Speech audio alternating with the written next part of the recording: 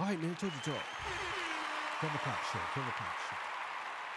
How y'all doing out there? How y'all doing out there? All right, man. This is the 12 o'clock show. Torture Talk. You know what it is. Look, man. So today I want to be talking about It's Up There podcast. They were talking about Joe Buttons and Drake and how Drake wants to be Joe Buttons or wanted to be Joe Buttons. Something to that effect, but I didn't watch the whole thing, so we're gonna watch it together and maybe they said something different. So look, I gotta get my legendary spirit. This is Torture Talk. If you like the content, please consider subscribing. If you're new here, let me work for your subscription today. All the beautiful, sexy ladies, single sexy ladies, put one in the chat. All the fellas, y'all know where to find the ones that just don't harass them or don't sell no merch. Do have content absolutely free, but if you want to leave a donation, links on the screen, Cash App, PayPal's in the description. They call me a hidden gem. I went from 1,300 subscribers to over 12,000 subscribers. Look, and let me know where you're from. Hey, listen, I've seen people in the comments saying certain things. You don't have to donate. It's all good. If you want to, you can. You don't have to. It's not an obligation. You know what I'm saying? It just helps the channel go far. You know what I'm saying? If not, then, I'll make it happen. Just you being here is good enough for me anyway. So look, we're gonna get into this clip. We be back to discuss. All right, so let's get it, man. Let's go.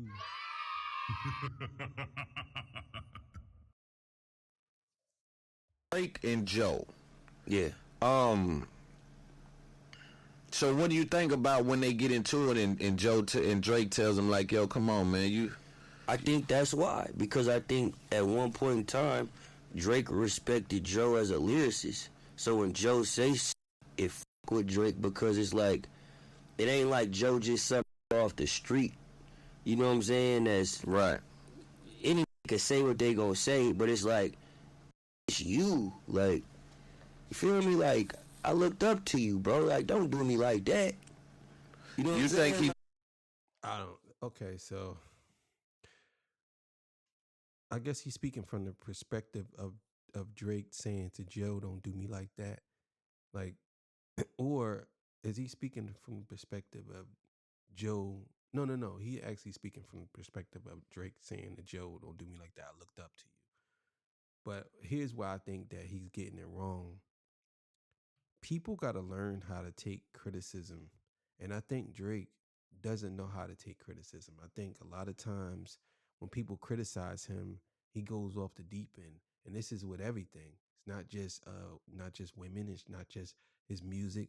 I think he wants to be the guy that everybody likes in the room. And if you don't like him, then he's going to have something to say about you, or he's going to do something, or he's going to have something happen or anything. You know what I'm saying? Not to say he gets anything happening to people, gets anything. He has had anything happen to people. I don't think that's the case, except for one case, but that's another story. But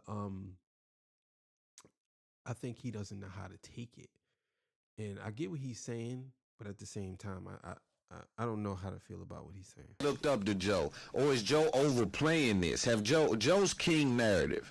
So is Joe overplaying his influence on Drake? I don't think he is. No, because I think Drake said it himself. Yes, Drake said it himself. It's a video of Drake telling him, like, you won't let me give you your flowers, I looked up to you. But the rap say a lot of shit when they trying to get in this game. Regardless, a rap. You see, this is what I mean. This is exactly what I mean with these. Everybody seems like they have this Drake passionate battery in their back or something. It's like everybody got to give him the grace. It's like, bro, the man said what he said on camera. I played it on this channel. He said what he said, bro. You know what I'm saying? He said, well, everybody say things when he's gay. He wasn't trying to get on. Who is Joe Buttons? He wasn't trying to get on. He went to Joe's show and he was saying, I'm here for you, man. You the guy, man. You that guy. So you can't say that. Oh, everybody say things just to get on. I don't know. Nah, disagree with that. You got people say stuff to get on, but that wasn't him trying to get on. Like, nah, he met Joe. Joe was outside. He was outside, and they walked up to him and his boy, and they was talking to him out after the show. He was in the streets recording on his cell phone. It's not the same as what you saying, bro. Like, come on. Ain't gonna say some shit like, bro, I could see, I done said a lot of shit to rap niggas, right? But I ain't never said no shit that ain't have some sort of the truth in it. Yeah, but you ain't no Canada dude that find yourself in New York. But what I'm saying is you can hear the Joe Budden and early Drake. It'd be different if that sounded like a whole nother and got in front of Joe Budden and was nervous and just wanted to. You can hear the influence. So Drake can't deny that Joe Budden influence. He said it. But I'm saying today, if they had to go back and forth, he can't deny the fact that Joe influenced him. He can't deny that. Let's be clear here. I want y'all to understand something. There's two people that I believe Drake took his entire influence from. Joe Buttons and Kanye West. You know, and I would say a little sprinkle of Lauryn Hill, some Lauryn Hill too, but mostly Joe Buttons and Kanye West. That's where he gets most of his inspiration from, especially Joe Buttons. You got to be honest, especially Joe Buttons. Joe Buttons birthed Drake to the point where I don't see why Drake even bothers to argue with Joe Buttons, because he literally took his blueprint. Literally took Joe's blueprint. To this day, he's still doing it. As an avid listener of hip hop, you can see it. I don't think, as real as Drake is, I don't think he would deny that. Right. I don't think he would deny, because he said it. Yeah, he said it. He said it in songs. Right. Back when I was looking up the Budden and, you know what I'm saying? Right. So he said this shit in songs. That's dope. So it's not like he just said it in front of Joe. Y'all have to understand, man. There's three emo rappers that I would say that really moved a lot of people to the point where it was almost scary listening to them. And the number one guy would probably be Joe Buttons. Then I'm gonna put Tupac and then Eminem. Emo, like when you talk about emotional raps that connect to you. Now, even though Pac probably had the bigger songs, I think Joe Buttons, he was a little more effective with what he was saying to people, especially people that was advocate drug users, or people who delve into addiction and stuff like that. He spoke on that a lot. Joe Buttons helped a lot of people get through trauma and certain things because he spoke on issues that a lot of rappers would never speak on. And we're talking about and that's where the whole music series comes from. It comes from that. It comes from his struggles, his inner struggles, and the things he dealt with in life. You know what I'm saying? And he was saying that Eminem was one of the people that helped him got clean. He made a song dedicated to Eminem called Slaughtermouse. You know what I'm saying? A lot of people don't know that, but he definitely did. So you got to understand that Joe was a big deal. People try to play it like he wasn't. But MCs in the game, really, they feared him. And when they knew he came out with his Mood Music series, it was like albums dropping. Like, especially Mood Music 4. I got a signed copy from Joe Budden's Mood Music 4. One of the greatest albums ever created. It's easily in my top 25. Easily. Like, Mood Music 4 may be his best work. You know what I'm saying? Mood Music 3 was cool. I think Mood Music 2 was one of his best works. Mood Music 1 was all right. But when he got to 4, it was something that I think that most people didn't recognize until they didn't know who he was until he reached 4 and they realized how good he was. Because Mood Music 4 is amazing. And all of those artists that surround him, they knew what time it was. Joe didn't play no games, and he wasn't scared of nobody. He came at everybody. Banks. He came at Banks. He came at Game. He came at 50. He battled anybody. You know? We never heard it again. He said this shit over and over. So this is a thing. It's a thing. Damn, I didn't know the extent of that. Yeah, it's a thing. I've always heard Joe mention it and hint around. It's like if you start talking about certain niggas from your neighborhood and the streets, niggas gonna feel away because it's you. Right.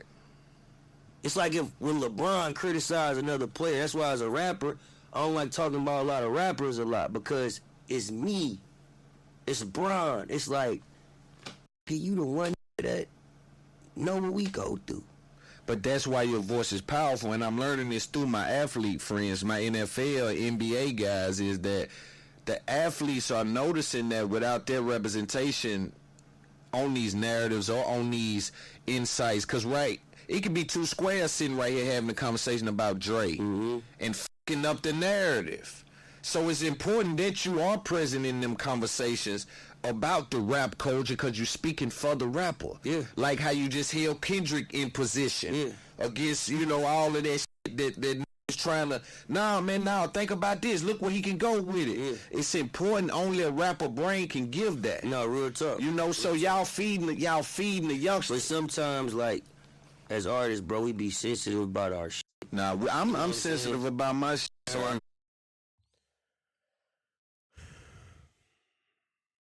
I hate when rappers say that.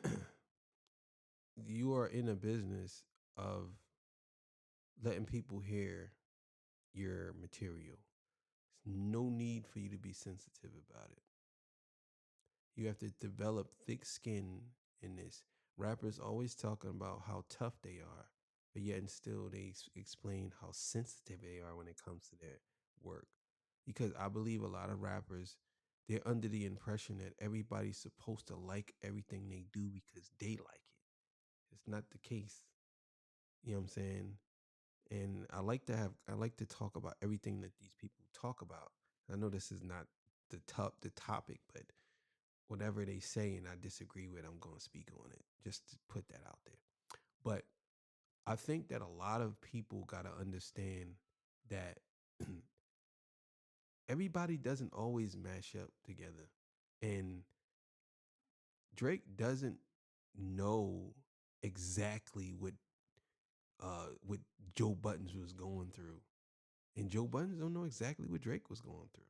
But I think now they kind of do. But back then they didn't really know each other. But once they started hanging out, I think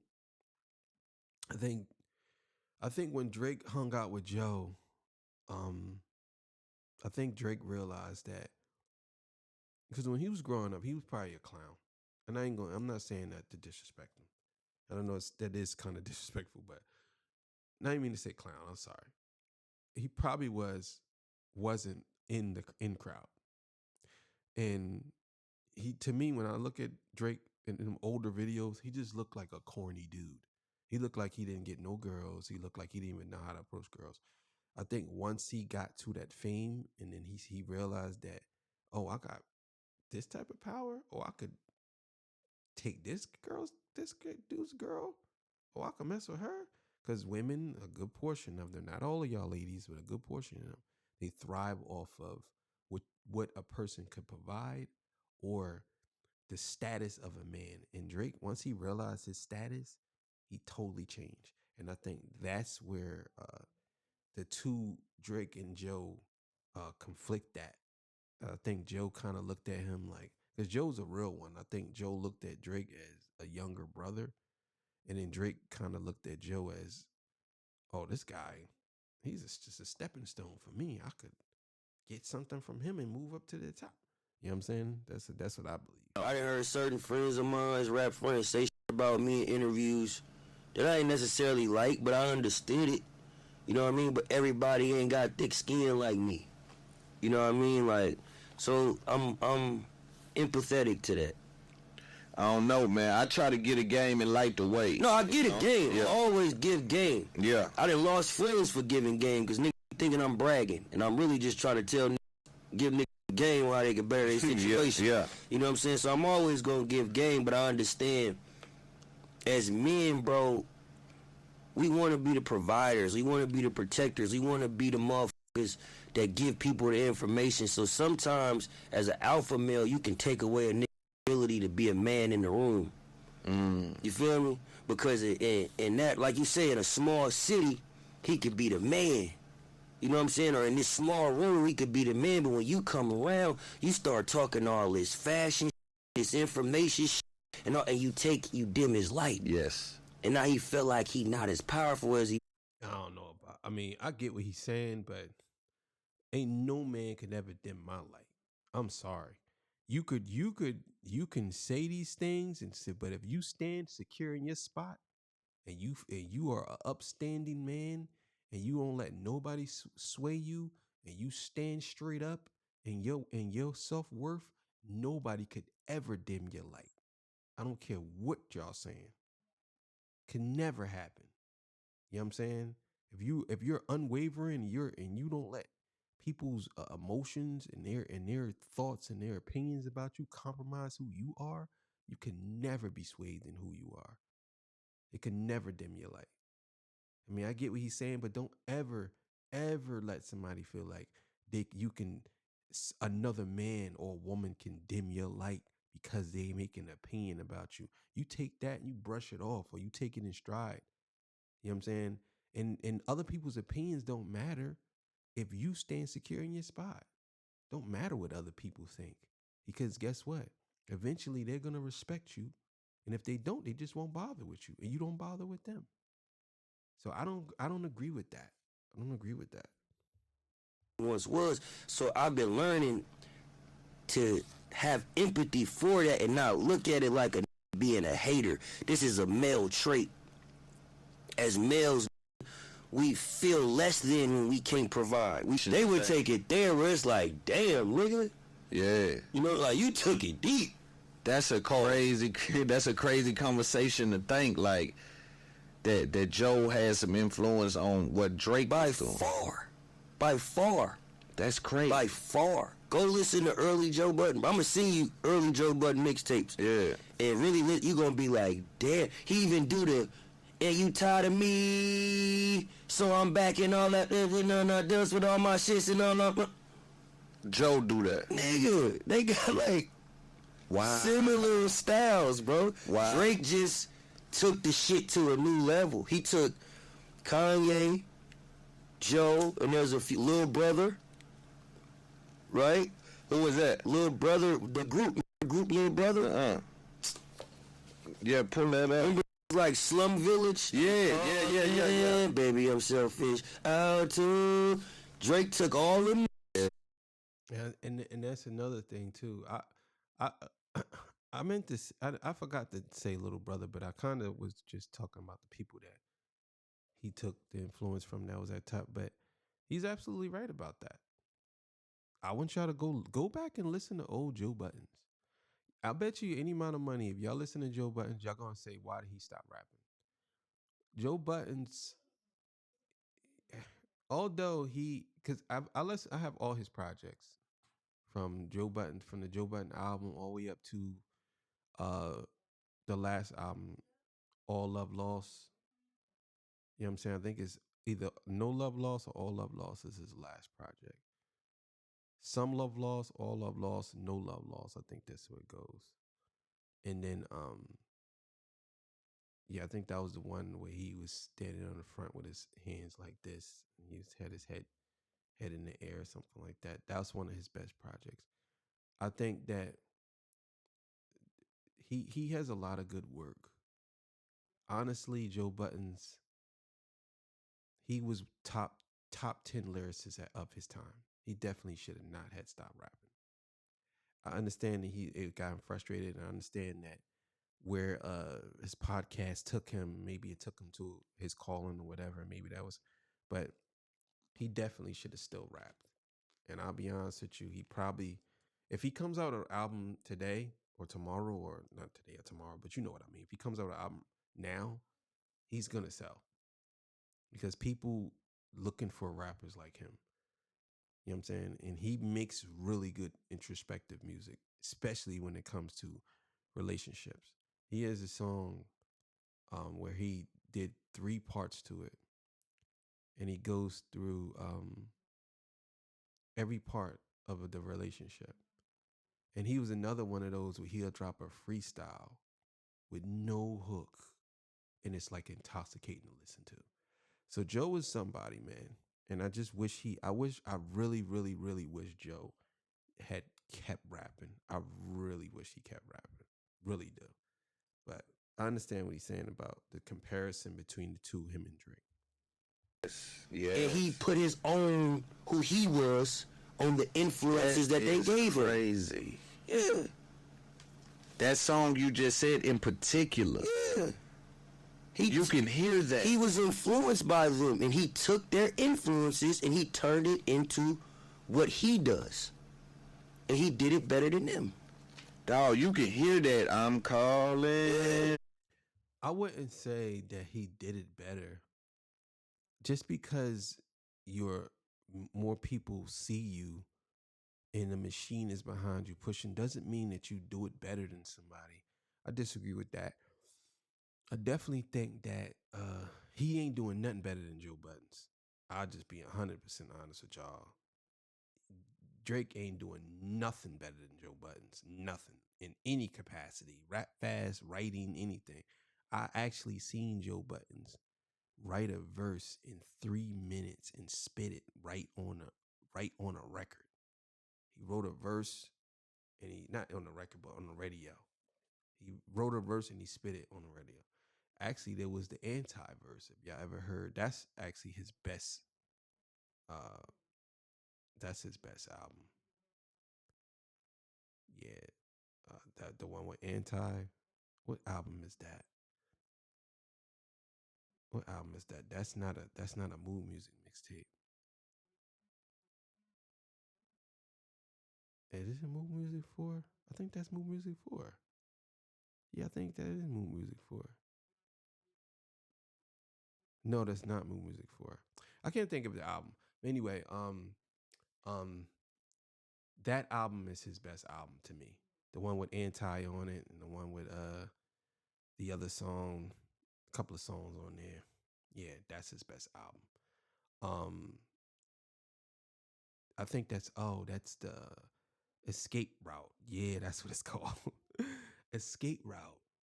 If you ever hear Escape Route, that's Joe Budden's best work. To me, that's his best work.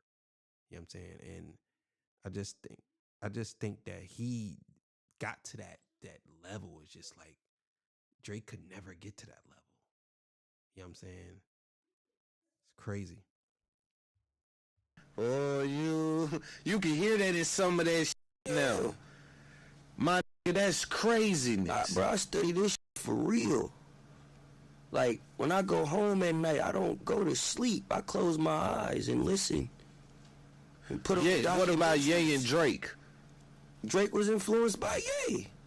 Listen to 808 and Influence don't make you bad. Michael Jordan was It ain't about who did it first, it's about who did it right. Drake said it best. So Ye and Drake, because Ye is a creative. Drake ain't got nothing better than 808 and Heartbreaks. I'm sorry. Y'all can say whatever y'all want, but he ain't got nothing better than that. That album is classic. I'll be honest with y'all. There's only a few Kanye West albums that I think Drake has material better than. But we going through graduation and high school and college dropout? No way. No, absolutely not. So let's keep it going. That's two different artists. Yeah. Two different artists.